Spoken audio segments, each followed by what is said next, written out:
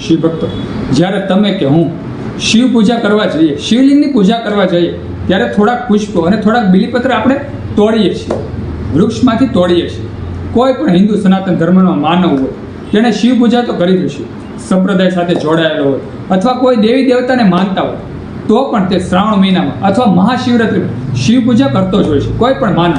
અને જ્યારે તે શિવ પૂજા કરે છે ત્યારે થોડાક બીલીપત્ર તોડે છે, થોડાક પુષ્પો તોડે છે. શિવ ભક્તો, તમને ખબર છે, જેવી રીતે આ કાયામાં જીવ સમાયેલો છે, ઉર્જા સમાયેલી છે, તેવી જ રીતે કોઈ પણ વૃક્ષ હોય તેમાં પણ એક જીવ સમાયેલો છે, ઉર્જા સમાયેલી છે. શાસ્ત્ર કહે છે જેવી રીતે આ કાયામાં જીવ છે, તેવી રીતે વૃક્ષોમાં પણ જીવ છે.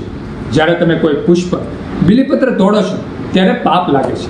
શિવ ભક્તો, આપણે તોડવું ન જોઈએ, પણ જો આપણા માટે ન તોડવું, પણ જો આપણે શિવ પૂજા કરવી હોય, કોઈ પણ દેવી દેવતાને આપણે પુષ્પ ચડાવવા હોય, તો આપણે તે તોડી શકીએ, તો પાપ નથી લાગતું.